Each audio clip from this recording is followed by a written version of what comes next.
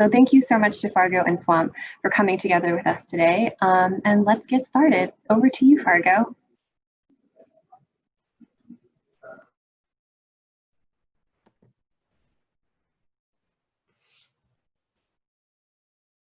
The myth begins in the people's hands.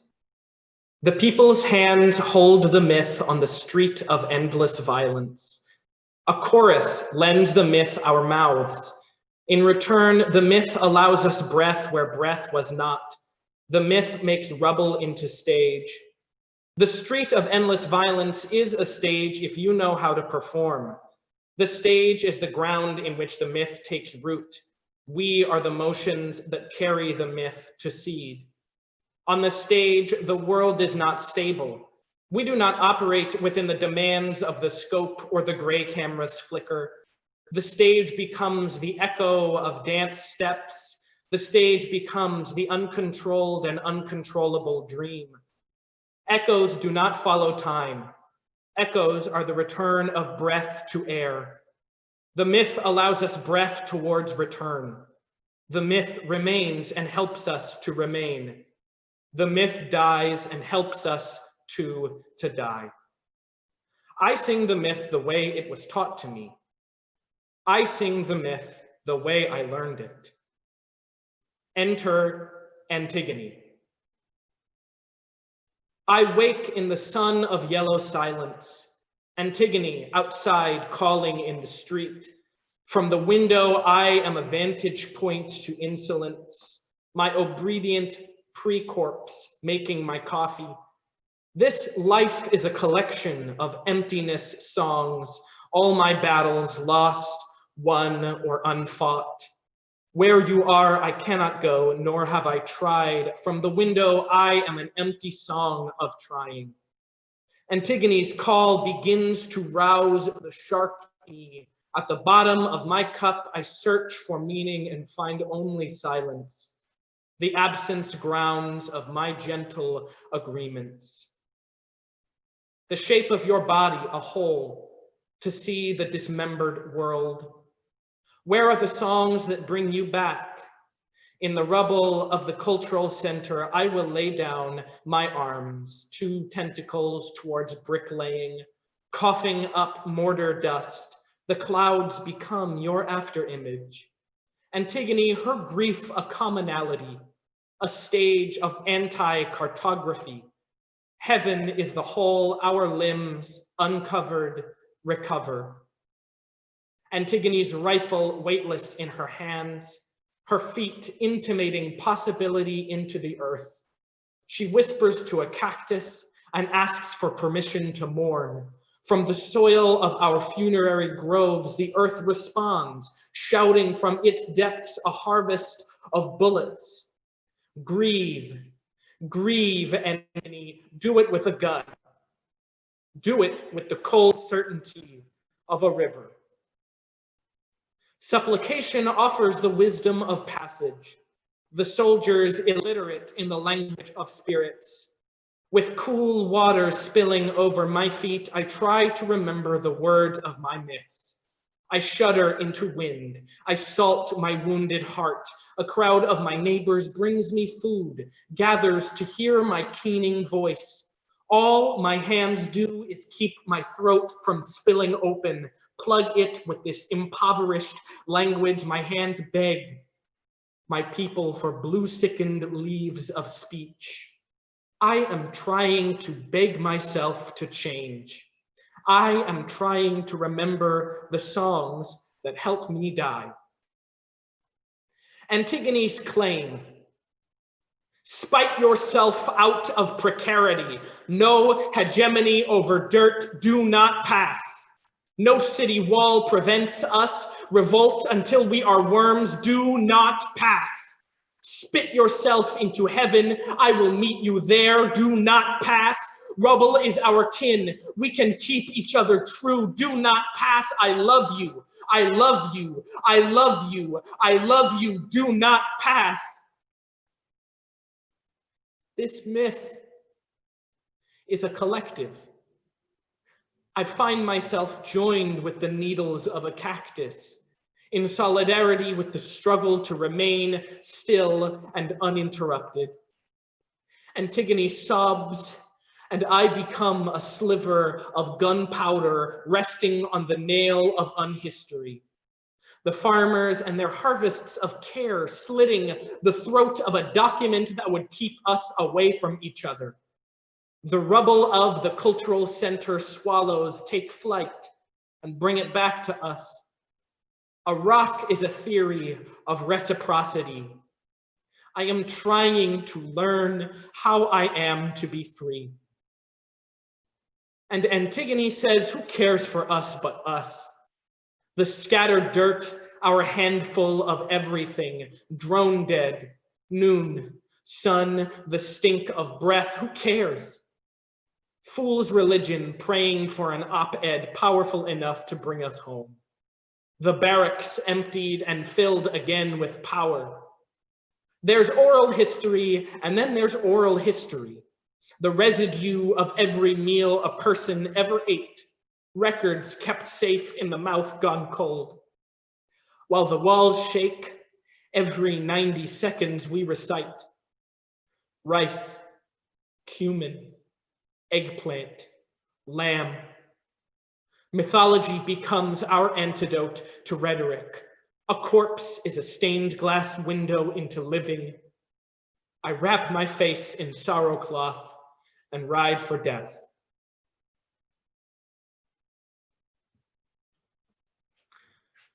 Hi, everybody. Thank you for being here today. So what I just performed are excerpts from a project that I've been working on for almost 2 years now called Antigone Velocity Salt. It exists as both a full-length book of poems and also as a performance object.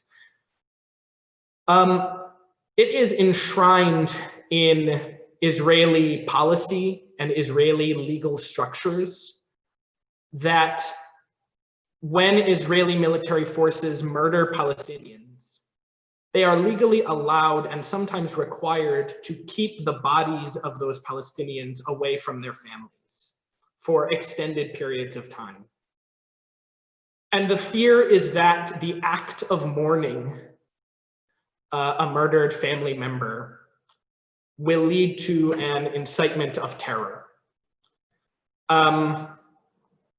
So I've been thinking about this a lot, and I've been thinking about it in the context of Antigone, of the Antigone myth. And the project uses the Antigone myth to investigate mourning, burial, and grief as sites of both colonial oppression and also indigenous resistance for Palestinians. So sometimes when a Palestinian is killed, there is literally a race to retrieve the body before Israeli soldiers can take it and keep it away from us. And I really am interested in using myth, and especially the Antigone myth, which has been told and retold so many times since its use in Greek theater to facilitate discussions of state oppression and whether we have responsibilities to each other or whether we have responsibilities to law. And I really want to use the rich legacy and history of that myth, which has been told in the context of the Second World War by Bertolt Brecht. It's been performed by Palestinian theater companies. It's been performed by theater companies in the United States with focuses on border crossers and murdered migrants, with focus on the community of Ferguson, Missouri, particularly. So this myth has meaning and histories and legacies inside its usage. And I think that it is important and useful to place the structures of legality and colonialism and violence that inform my life and the life of my family members into the legacy of that myth. So that's what some of that work is trying to do. And that's what the work that I performed today is a part of. So thank you for watching and listening. And I'm very, very honored and excited to turn it over to Swamp's Daddy. Thank you, Fargo. Yeah, I feel like I need a little moment, but I am going to show you all a work in progress. I'm a professional dominatrix and have been collecting some footage of my work over the past couple of months. And what I'm going to show you is a compilation of video, some essays that I received from my submissives, and some reflections towards the end. Nicole, you can go ahead and play.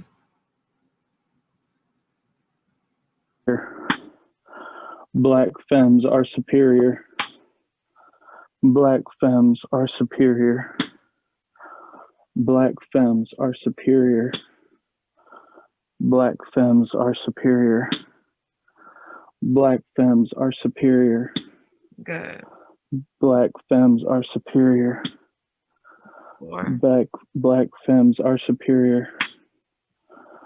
Black femmes are superior. 5. Black femmes are superior. Black femmes are superior. Black femmes are superior. 6. Black femmes are superior. 7. Black femmes are superior. Black femmes are superior. Black femmes are superior. 8. Black femmes are superior.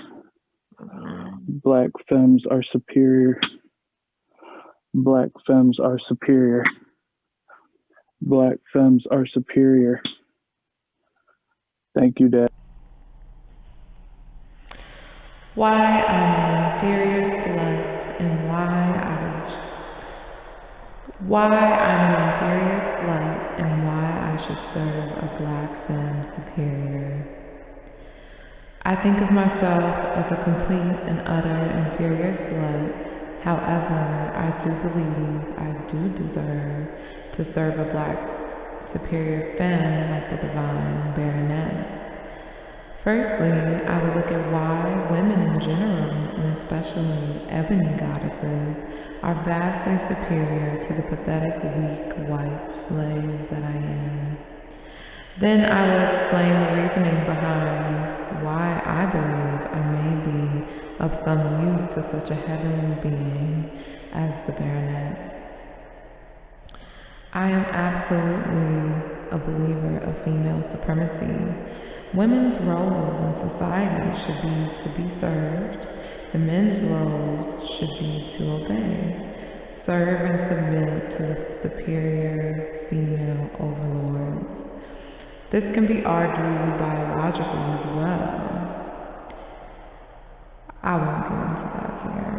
I'll keep reading some of the other things though. In submitting my mind, body, and soul to you, I believe that my entire existence is now the property of my divine, beautiful, ebony goddess. As a result, I feel it is a responsibility for me to take care of my body, as now every single cell of me is your property. It's best if the property of the heavenly Baroness Bijou is in good condition. You have not seen me yet, but I am 6'2", athletic, and young. I train about 5 or 6 days a week, and I live a very healthy lifestyle. I believe this is a reason why I may deserve to be in my natural place under your divine feet, goddess. As I am in good physical condition, I am able to serve you at a standard that perhaps may meet your expectations. I don't think that can ever happen.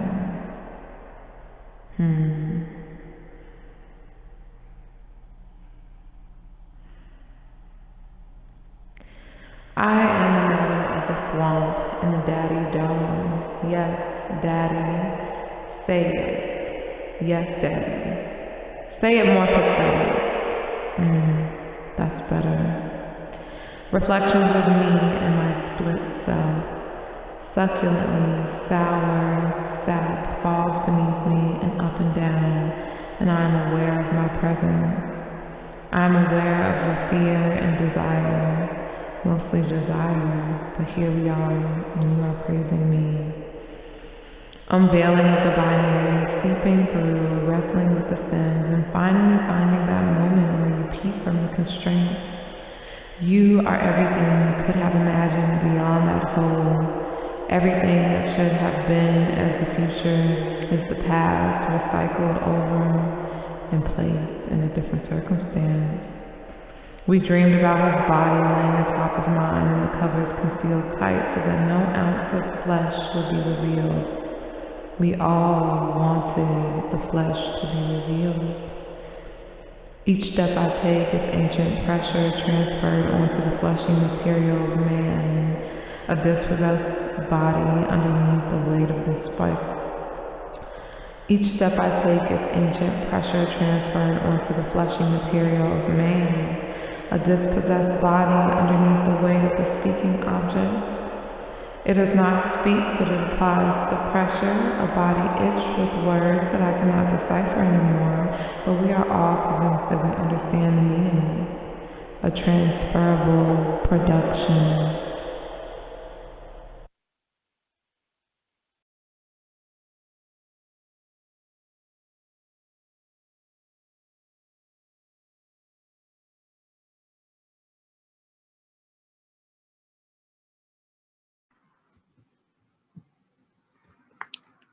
I feel like I don't have much to say to follow up.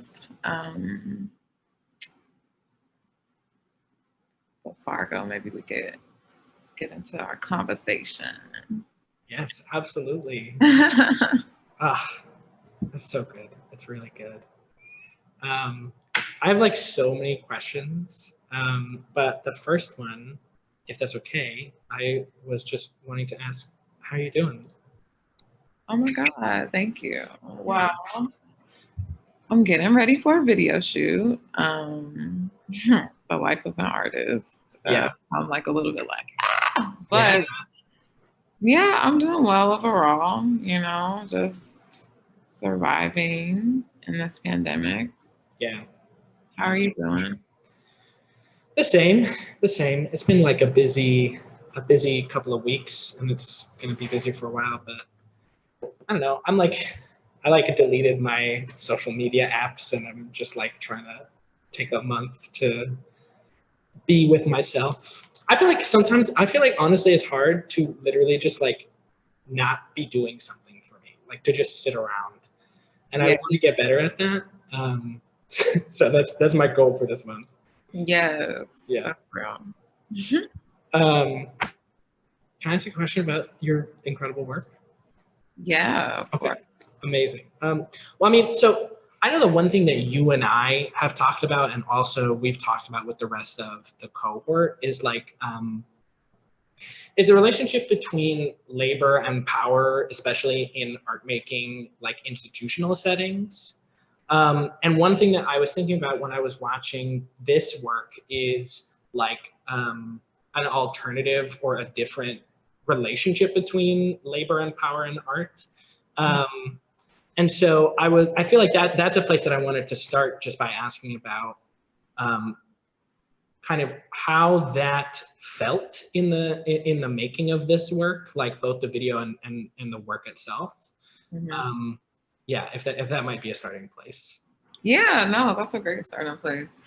I think that for me, at least, like my artistic practice, like it needs to fuel me. It needs to help me survive. And something that I was talking about with someone recently is just like feeling like I can't have my survival work be so separate from my artistic work.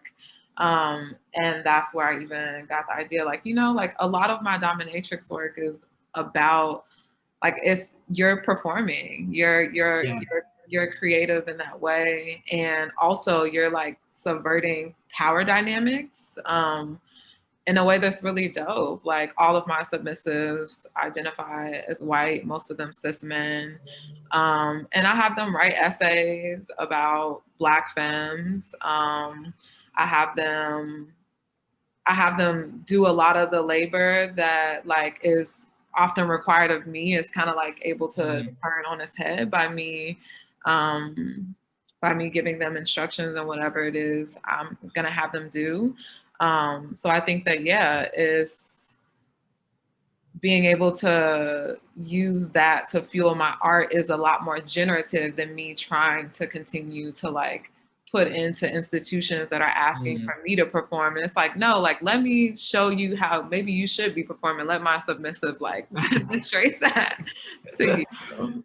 Yeah, exactly. I mean, and I'm also thinking about how much control you have over like the entire process, right?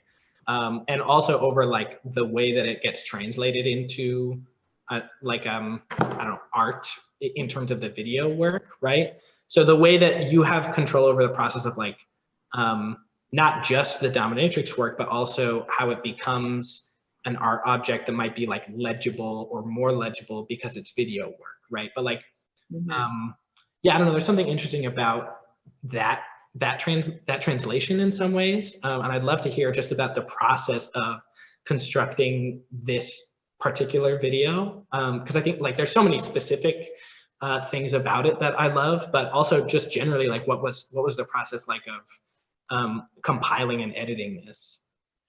Well, I think like, okay, so I will preface it by saying I'm not a video, I don't identify as a video artist. And like, I think that, and this is very new, like recently I've been doing more music things. And so like me, like documenting some of my dominatrix endeavors and using it as a part of my creative practice is very new. So I will preface it by saying that.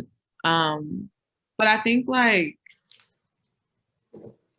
yeah, I don't know. I mean, I will have to think about that a little bit more. Cause for me, it was like, I'm just gonna document the things that like I would like to comment on. I'm gonna document the like moments where like I felt most powerful, or I could like talk about like, okay, this is how maybe like me being, so, okay, let me roll back. So what I was reading in the beginning, like after the Black femme are superior, like that kind of mantra, what I was reading was from a submissive, because I require all of them to send me a 500-word essay if they want to submit to me. And in that, there's so many different, like just stereotypes. Like I kept, like there's like ebony, like I want to serve you ebony, like superior. And like, there's also like a lot of my submissives don't have a lot of that language around like gender, and they like refer to me as a woman, even though I don't refer to myself as a woman. Like, so like that's from the perspective of the submissive. And then like at the end, I kind of reflect on what I'm thinking about, like, okay, like this is, and I was doing an essay that referenced Fred Moten, who talks about objects speaking back. So for me, I'm like, well, I'm the object and I'm not speaking. Like I'm that impossible object. I'm not speaking, but like I'm applying that pressure, and that pressure is me trampling them. So like I'm having these conversations, like trying to include these conversations within the video and like illuminate how they might be playing out. And maybe I did a good job at it, maybe I didn't. But that's like my process right now, and what I'm hoping to do like in the future with videos and with essays and like commentary about the things that I'm doing. Yeah, well, there's one moment in the video actually in particular that has stood out to me as I've rewatched it, which is there's a moment where in the essay, your submissive starts to say something about like biology and like biologically justifying what they're talking about. And you say like, I'm not gonna read this right now. I'm gonna move on to something else. So even that, right? Like in your ability to edit like what you're showing us in the video, it is like a really interesting, like another layer of you kind of claiming power in this performance that really like, and I love that you include like you starting to read it and then deciding not to. Yeah. Letting us kind of see that process felt like really, really illuminating for me about like some of the complications of this relationship. Yeah. Yeah. Yeah, you picked up on that. Wow. Like you paid attention, Fargo? No. I took notes. I've got notes. I'm ready to ask questions. Oh, Jesus. Okay. Damn it, Fargo, motherfucker. Never mind. Yes, yeah, exactly. Exactly. And I think that that's like what we use, like, especially like folks who are doing like socially engaged art or like politically informed art, like using our art forms to subvert these kind of power structures. And yeah, that's something that I also want to hear about from you, about like how you use your performance art and how you use your writing in order to subvert power dynamics, or like what, and like in particular, like what power dynamics do you feel like you're working with within your creative practice? Yeah, totally. I mean, one of the things I think about a lot is just like the kinds of languages that get used in order to facilitate colonial violence. And like so much of that is like legal language, or even just like thinking about prose as a form of language. That is, and kind of the way that it also forms all of the rhetorics and narratives, like news forms, op-eds, right? All of these are just constantly hostile to Palestinians' like existence. And so for me, when I think about like, there's this tension that happens a lot, I think, where we then feel the need to like respond in those languages and like fight back against it. But it's very much, to me, it feels a lot like, the master's tools can't dismantle the master's house, right? Yeah. And I think we get trapped a lot of times, especially in the language of like nation and the language of like, I don't know, people are always trying to say like, it's an international law that you shouldn't like shoot protesters in the head when they're protesting. But like, it doesn't matter, right? Like us saying that it's against the law, it doesn't matter because the law is not made to protect us at all. Right. You know, like then the state is never going to give us the freedom that we need. And so I'm just so not interested in trying to like subvert that language, because I don't think you can. Like I just don't think that, for me personally, I can see a way to do that in my own work. And so for me, that has meant like looking elsewhere, right? So in this Antigone project, I'm really interested in like myth, and also in poetry. As forms that are kind of, I don't know, they're not inherently radical in any way, but they are a language that the state doesn't have as much of a hold over, right? They don't really understand it. So that's what I'm really interested in, is like, how can we build new languages to get towards freedom? Because it's not going to be from the International Criminal Court. It's not going to be from the fucking United Nations, Right. These are not going to free us. Right. Yeah, totally. I mean, maybe thinking around some of that, like something I am really interested in your work in general is like sound, just sound generally. And I think it informs so much of the work that I've seen of yours, whether it's, literally like making music, but also, I mean, in the video, there's like the opening section of the video is like, I was so struck by the sound of the submissives like ass being slapped and then repeating Black femmes are superior, right? And I think, I mean, I was also thinking about it in relationship to your chanting work in ballroom, which is also like so focused on the sound of your voice and what it can ask other bodies to do. And then also I was thinking about the like soundscape work that you told us about a little bit in that town. And so I was just wondering, like, generally how right now in your practice you're thinking about approaching like sound as a medium, and maybe even like specifically how were you thinking about it with this work? Yeah, for sure. I mean, I think that like I'm trying to figure out like what is appropriate to talk about. But in the kink community, there are these like specific kinds of videos. They're called sissification videos, and they are meant to kind of get the submissive, like ready to submit, or ready, like the idea is that, oh, like I'm a cis man, but I'm going to be so sissified and feminized, and that is the way through which you can like totally dominate me, which is really problematic and fucked up.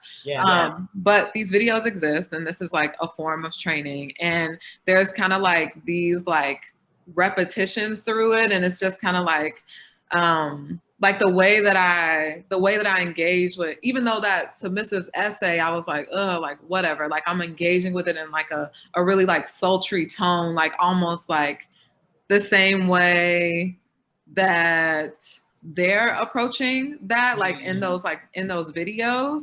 And that's where I was like, okay, well, let me put on my phone sex operator voice. Yes, welcome, blah, blah, blah, blah, blah, blah, blah, you know? Yeah. And that's the way that I approached that. But I think that like, yeah, I would have, I will in the future, maybe add more, like, cause I also like do like more like techno, kind of like housey things. And I could see like a techno beat going behind it, being like Black femmes are superior, Black femmes are superior. And then like including like even more like essays throughout, and it just being kind of like this like trancey kind of music. Yeah, so that's what I was thinking about. Yeah, go ahead. I feel like that idea is really interesting to me, because it is also another layer of you like taking what you want from this encounter and placing it in a context that like feels better for you, right? So like literally taking some part of what they've said and just turning it into a dance track that's for you now, you know? So like there's this, I feel like there is something so interesting in the way that you are, in like all of these ways that you're able artistically to exercise control over this performance and like let it evolve and shift into different ones. Yeah. I'm really into it. I think it's really cool. Yeah, you know, I think like, I'm kind of thinking about what you said about, you know, not being able to dismantle the house with the tools. Shout out Audre Lorde. Yeah. But like, yeah, in some ways I'm like, like, I don't know. Like it feels weird that it's coming from a lineage that I don't agree with, but yet like, it's like, what is that line between like subverting something, but then like also like being like, I don't want to fucking use, like you were saying, like, I don't want to use, like, I want to use something that is very unfamiliar to the state. Like, you know? Yeah. So that's something that I'm thinking about too. Yeah.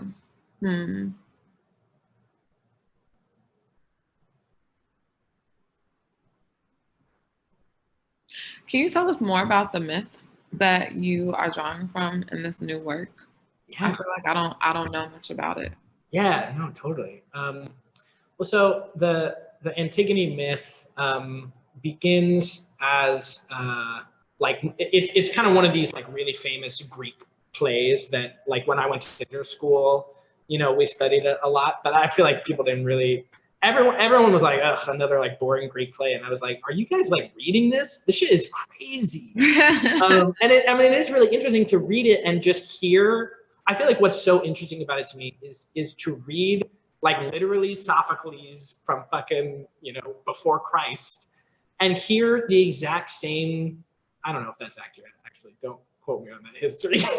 But to hear the same conversations that we are having over how much control we give to the state over our bodies. And they literally say like, do you follow the laws of the state, or do you follow the laws of like heaven, of our religious, like spiritual beliefs, you know? And so, I mean, the sort of basic plot of the myth is that there's a civil war in Thebes, and once the war is done, there are two of Antigone's brothers fought on opposite sides. And so after the war is done, the state decrees that one of them is allowed to be buried and mourned, and one of them is not, right? They're supposed to just leave the body like out in the sun as a warning, right, or as a symbol of a victory. And so Antigone decides to bury him anyway, because she's like, that's not right? It doesn't matter like what kinds of choices are being made by people who won this war, right? Like, this is my brother and also a human being who needs to be mourned properly, or else, right, like his spirit will not go to the underworld, you know? So when I think about it, like, throughout history, it's been this like really potent symbol of like just these small acts of resistance, right? I mean, and Antigone doesn't survive the plague. Like, she's sentenced to death for burying her brother, and she's killed, you know, and it sets in chain this other like motion of deaths and events.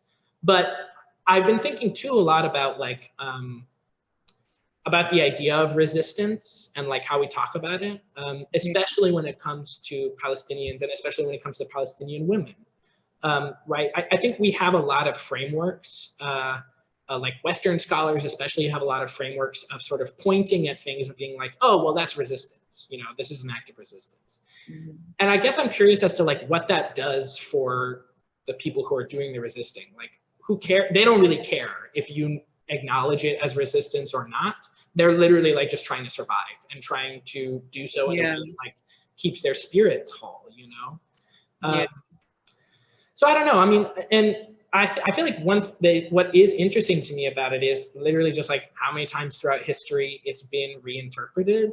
And you can just see like that people are also seeing that this is like a very, like an elemental conflict between people and governments, people and like the structures that are created to kind of keep us apart from each other. So it emerges both from me just like kind of being a nerd and really enjoying that play, but also acknowledging that I think it does offer something valuable when we place unexpected bodies and unexpected narratives within that like kind of elemental myth. Yeah, I love that. I did not know that at all. Yeah. It's pretty, I don't know, it's cool. And how do you see that work developing? How do you see that work developing in the next couple of months? Can you talk about that? Yeah. Well, I've been working on it as a like a full-length book of poetry and trying to sort of edit and shape it so that it can exist just on the page and like send it to, I don't know, publishers or whatever. But I'm sort of getting like more and more interested in what a performance of it would look like. And I don't know, I have like these ideas of kind of like crafting a soundscape of the text of the book and then like creating these improvised or choreographed moments of like physical mourning to kind of like be mapped along with them. And I'm also really, I've been really interested in Rebel lately. As like, I just think Rebel is— What's Rebel? Like, you know, Rebel, like, okay, so when a building is like demolished or destroyed. Oh, Rebel. Rebel. Okay, I thought it was like, is this a new genre that I haven't heard about yet? Like, what is Rebel? It should be. No, and I really like, I mean, it's also something that is kind of a distinctly Palestinian image that, you know, we understand, like the bombed building, you know, there's all these images and photographs that like get shared on Facebook of like a father, you know, bathing his children and their apartment is just completely destroyed, you know. But I'm really interested in Rebel as like something that I think Americans don't really understand particularly, but it's something that I have been thinking a lot about as like a generative or like a thing that's worthy of respect by itself, you know? And I don't know. And so for me, when I'm thinking also about what the performance of this project might look like, that is something that I'm really interested in, even though I'm not sure at this moment, like how it's going to work in. But I think also for me, I've been thinking about Rebel as like a theory, you know, or as like a theoretical framework. because I've also worked in, when I've thought about making performance stuff, I've done like collage type work when I think about like narrative or performance moments. And I kind of like Rubble more because, you know, I like the idea of creating something that's kind of made of the broken pieces of other things and acknowledging it as something that's worthy by itself, you know? So that's kind of what I've been thinking about. Yeah. What about you? What about, how are you thinking about this work developing in the next little bit of time? Well, when I get my video editing skills on, no, I think that I'm just gonna, I feel like first and foremost, especially like right now during this time, like my work needs to just be for me. And so if it's just like a digital collage of the things that I've been engaging with and the things I find interesting or want to be in dialogue with, and I'm just gonna do that, and it might just be like a series, like almost like a little diary, a video diary. Yeah. I love that. Yeah, I think that would be fun, and I just need things to be not a whole lot of pressure either. Again, especially right now, but definitely thinking about that. Definitely thinking about like erotic films, especially for like Black, trans, and non-binary folks. That's something that I would like to delve into in the future. And yeah, there's just not a lot. Like if you go online and try to search for like Black femme dominatrixes, it's just not. You don't find a lot, and if you do, it's always under like ebony da da da da da. So it's like it's under the gaze of some like cis white man, and I think that we need a lot less of that. So yeah. No, I totally feel that. Yeah. I'm gonna thank you all for your questions and comments in the chat. I am going to respond to this one from Maggie. Would love to hear how you think about the role of myths in both forging and subverting collective identity and nationalism, which I think is a really great question. I mean, I don't know, I was just seeing this morning that people were talking about like comic book movies as like an American mythology, which I think is a very stupid kind of idea in a lot of ways. I mean, it's kind of true, but like, I don't know that it gives us anything useful. But I think that using the lens of mythology to look at the ways, for instance, that the United States talks about itself can be really useful to understand what it's doing, right? Like we can understand the myth of like Thanksgiving, for instance, as something that is deeply rooted in an ongoing genocidal colonial process, right? So there are ways that nations and states like create their own mythologies, which is maybe contradicting what I said earlier.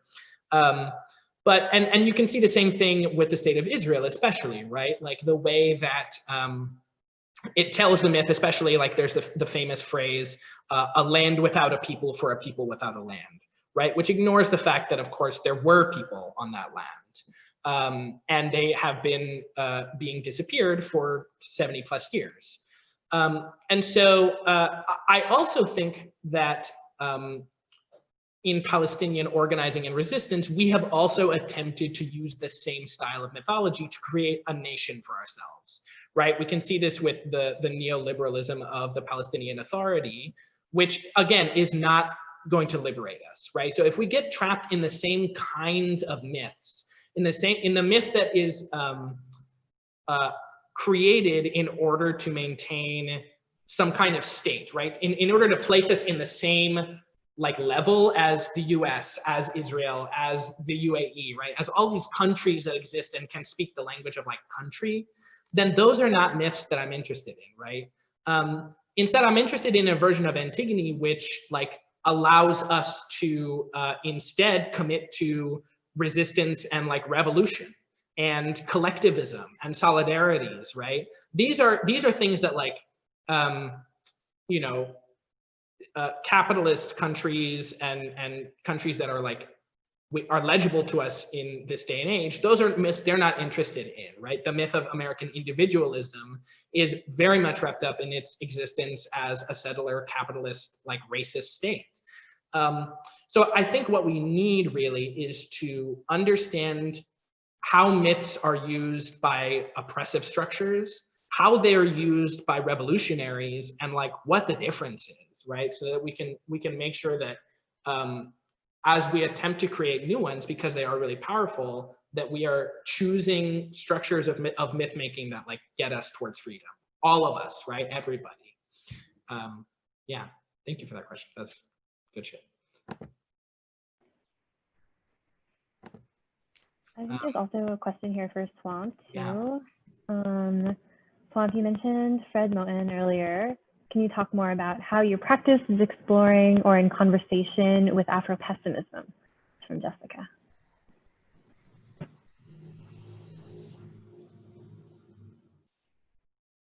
Sorry, I was muted. That's the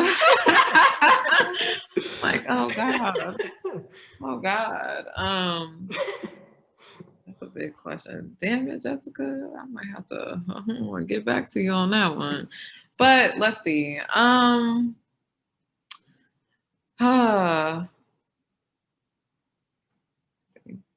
Let me think about that. Let me think, because I wasn't necessarily, when I was referencing Fred Moten, I wasn't necessarily thinking about Afro-pessimism or Afro-nihilism. But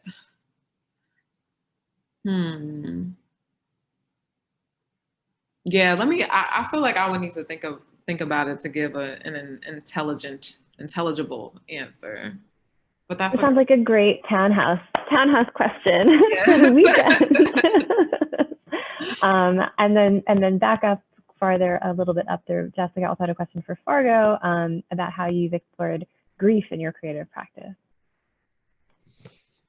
Yeah. I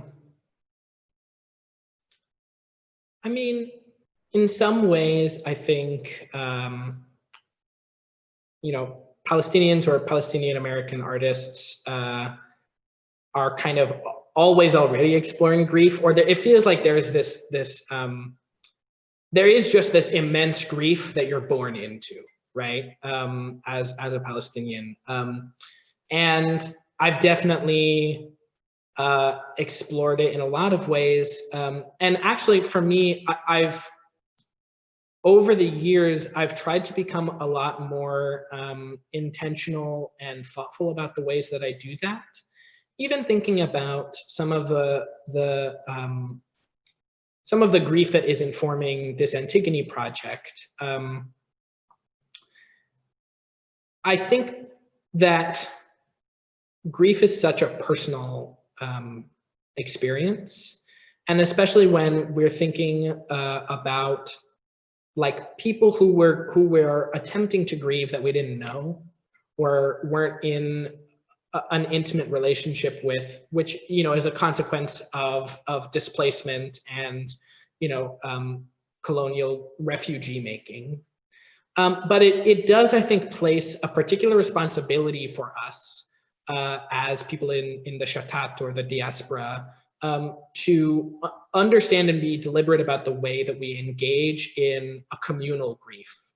Because sometimes I think it can have an almost like an anthropological sense in some ways, like we're looking and saying like, oh, this is this violence or murder that happens in a place that my ancestors are from, but that I'm not from.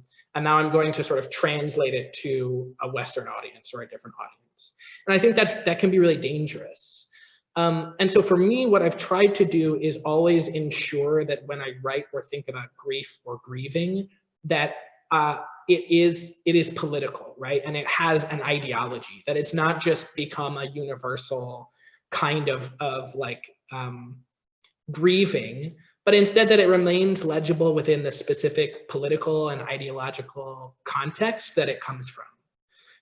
So like I'm not I'm not writing this Antigone myth just to say like, we also grieve like Antigone, but instead to say we also grieve like Antigone, which entails certain political commitments on my part and on our part as a community and as a people, right? It means that we have to like be ideologically committed to the ways that our people are looking for freedom beyond just this like image of suffering and pain, right? Because I think that's also something that that like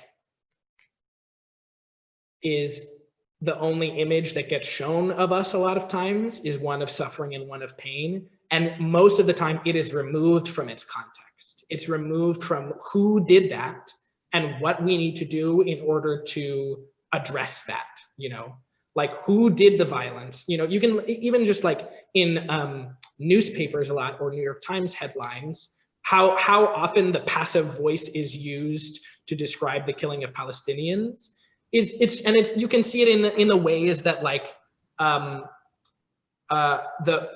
violent racist murders of anyone in the United States or around the world is also talked about, right? That the people who did it are removed from literally the language being used to describe it, right? And what that does is isolate the grief and the suffering so that we don't know what we're supposed to do other than like feel deeply sad, right? And when we remove the context of like, well, no, that means we need to dismantle the settler state of Israel, or if it means we need to dismantle the racist settler colonial state of the United States, that's like action, right? That is going to ensure that we do not have to grieve as much and as deeply as we are having to do right now. So yeah, that's sorry, that's sort of my brief answer. Power to the people. Yes. That's what that was. Thank you. Yes. Thank you both so much. I think that there's so many other kinds of conversations that we could have based on everything that you've all said, but I feel like we should maybe wind down a little bit. Does anyone have any sort of final thoughts? I feel like Fargo might have done a little mic drop there. I just want to say thank you to XADDiii for all that you do and all that you are and all the times that we have laughed and talked shit about violent structures. It's really important. Thank you, Fargo. Thank you for your brilliancy. I can't wait for the book to come out. And it was wonderful sharing this studio visit with you. Yeah, this was really great. And thank you both. And thank you, everyone. I'm going to post your Instagram handles in the chat, even though Fargo is going off social media for a little bit. But you know, if you ever decide to come back or... You can send me nice little things and I'll see it someday. See it eventually. It'll be good. But yeah, so thank you so much to everyone for joining us today. Like I said, this is the last studio visit for this year. But stay tuned because in 2021, next year, on January 22nd, we'll have our final conversation between Imogen Blue Inoyosa and Jova Lynn, and it'll be a really wonderful way to start out the year. And visit Halcyon, visit our website if you want to learn more about any of the fellows, about any of our upcoming programming, and also we have an end of year campaign. So please check it out on our Instagram. Sorry. Let us, I'm gonna mute Swamp for a quick second. But yeah, check out our end of year campaign. This year we have a really wonderful video about what it means to be part of the Halcyon community, which you are all part of. So thank you so much to all of you. And we're gonna wrap things up here. And thanks for coming. Have an incredible end of this year and wishing everyone safety and health and happiness and peace as we head into 2021. Thanks, everybody.